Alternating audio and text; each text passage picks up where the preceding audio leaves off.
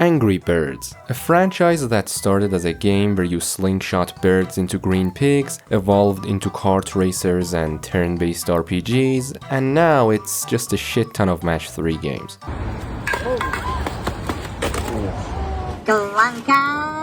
It wasn't always bad though. Let's go back to 2014.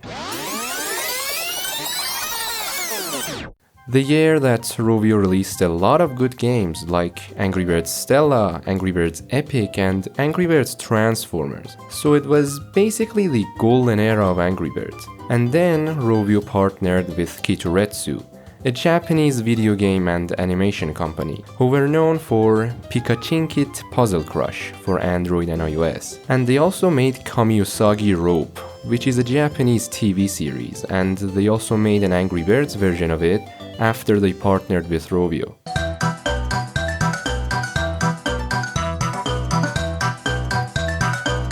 And this time, they were going to work on an upcoming Angry Birds game that was teased throughout their social media, with a lot of cool art that looked very similar to Angry Birds Epic. And after some time, the game was finally launched in June of 2015. But before we get into it, this video is sponsored by Slingers.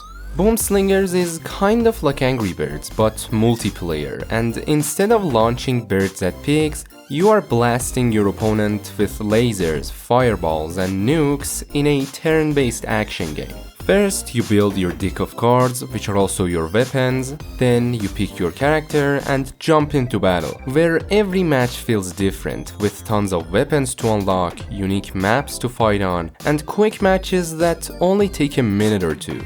It's one of those games where you'll keep saying, just one more game, just one more game. You can download Slingers using my link in the description or by scanning the QR code on the screen. And don't forget to use the code DIGIKNIGHTY with 2 Y's to unlock a free character. Make sure to also comment which character you got.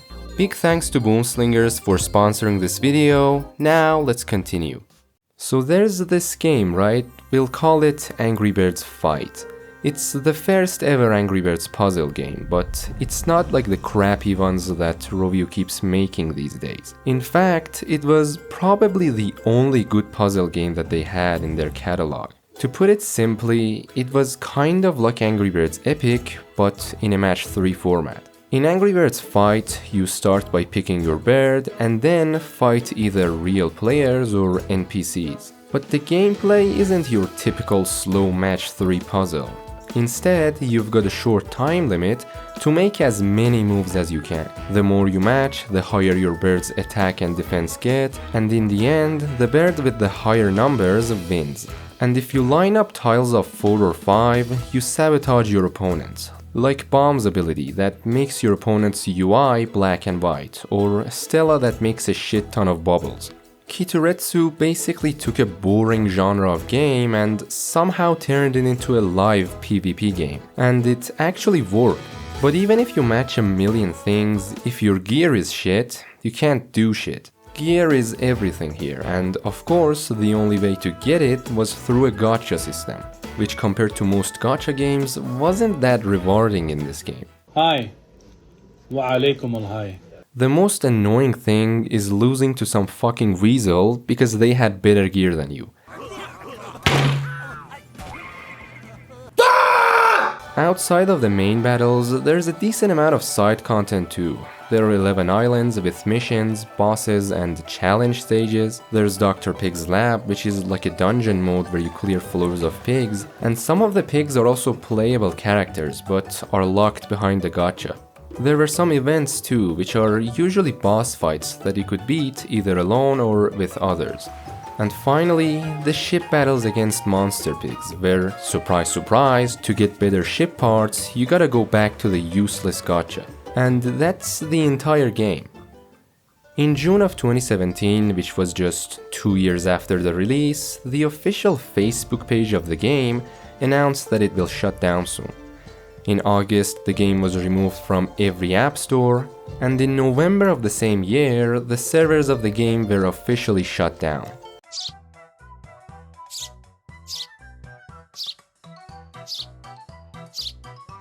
Now at first, they did get some backlash and deleted their post on Facebook, but the reason behind the game's removal was due to the dwindling player base. November of 2017 was also the point when Rovio and the Japanese Kitoretsu would officially end their partnership.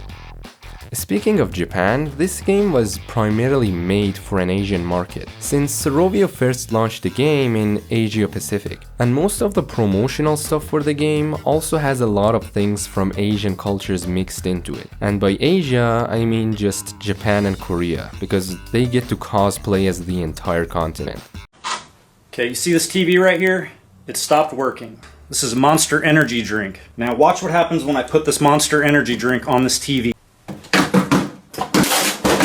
Over the past few years, fans have been trying to bring Angry Birds Fight back, and they have been very successful. The first attempt was Angry Birds Fight Reforged in 2020, but they needed server packets, and without those and with not enough coding experience, the project was cancelled pretty early on.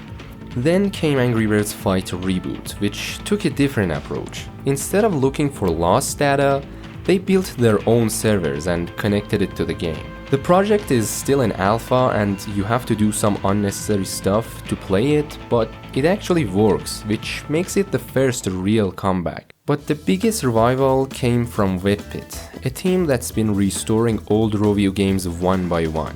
They've already brought back Amazing Alex, Angry Birds Seasons, Stella, and even Angry Birds Action.